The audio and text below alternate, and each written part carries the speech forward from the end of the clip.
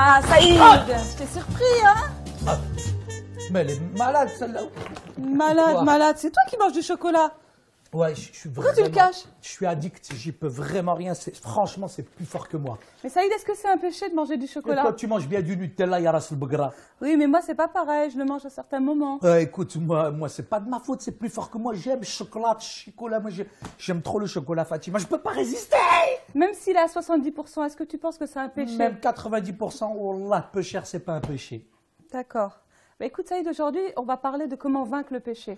Ah, tant mieux. Peut-être que Dieu va me libérer du chocolat. Bah, écoute, je sais pas si c'est vraiment un péché, mais bon, vas-y.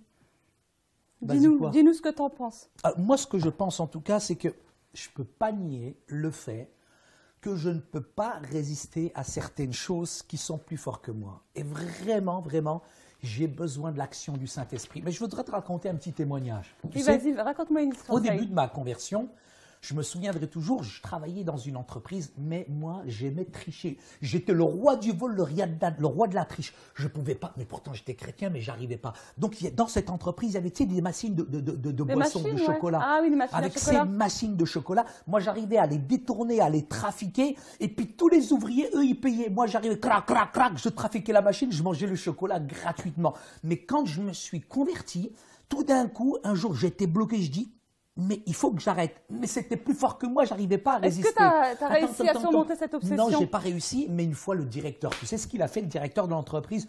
Toutes les machines, il les a mis gratuites. Donc, je suis arrivé, j'ai voulu trafiquer la machine, déjà, ça m'a énervé, je pouvais plus. Et quand j'ai pris le chocolat, je l'ai recraché parce qu'il avait plus le même goût. Et tu sais, le péché, il n'a pas le même goût, c'est beaucoup plus fort que nous. Mais Saïd, si ton patron n'avait pas enlevé les machines, est-ce que tu aurais réussi à abandonner cette mauvaise habitude? Je pense pas parce que j'étais tellement focalisé, tu sais, sur nos mauvaises habitudes et j'ai pas vraiment laissé finalement le Saint-Esprit agir en moi.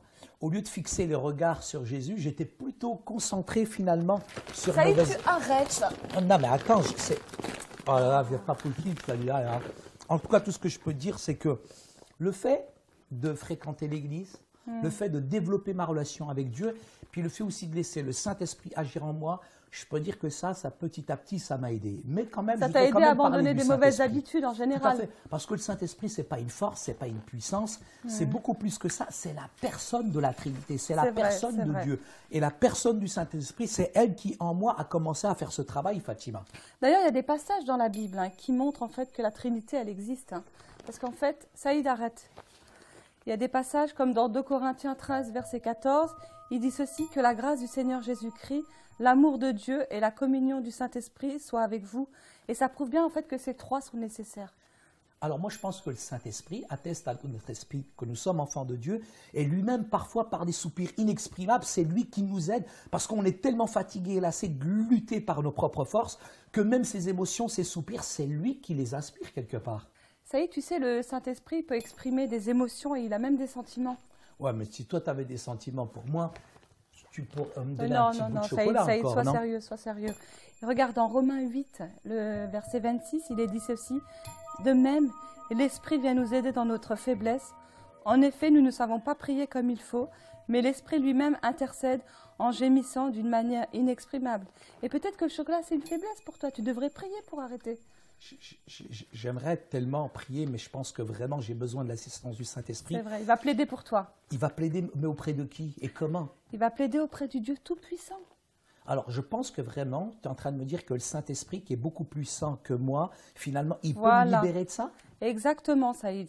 Il est beaucoup plus puissant que toi. Il peut me Et libérer il des vit griffes en des toi, péchés? parce Il qu'il peut me vit en libérer toi. du chocolat? Est-ce que le chocolat, c'est pas haram Bon, quand le même? chocolat en lui-même, c'est pas vraiment un péché, voilà. Mais en fait, si tu passes ta journée à manger du chocolat, là, on peut dire que voilà, c'est tes limites.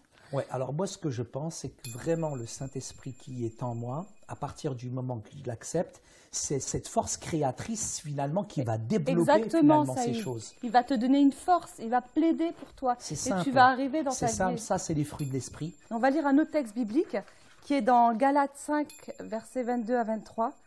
Mais le fruit de l'esprit, et tu l'as dit d'ailleurs tout à l'heure, tu en as parlé, Oui. c'est l'amour, la Tout à joie, fait, la joie, la paix, la patience, Ça, j'en ai pas. l'amabilité, Ashouya, la bonté, je suis plein de bonté. la fidélité. On peut Alhamdoulilah. dire que tu es quelqu'un de fidèle quand même. Merci. La douceur, Tout à fait. Mais Fatima, La maîtrise de soi, la ça, loi. c'est dur. Et la loi ne condamne certes pas de Tu peux telles me donner un choses. petit chocolat? Non, Saïd.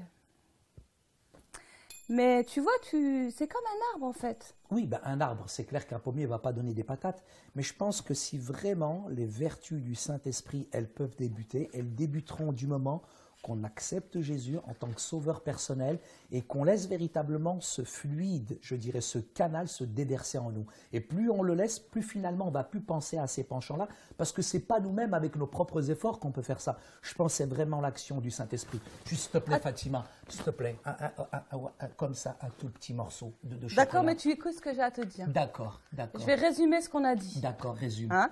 Donc, en résumé, Oui. Saïd, le Saint-Esprit, c'est une personne. Oui, Il fait partie de la Trinité. c'est vrai, Et puis, le Saint-Esprit, c'est Dieu qui s'incarne en nous. c'est clair, Il vit en nous. oui. Quoi d'autre? Ah, Et je te donnerai peut-être un chocolat si tu me dis le dernier point. le Saint-Esprit agit en Il s'abandonne nous, complètement, à la volonté. de Dieu. C'est ça. Amen. Oh.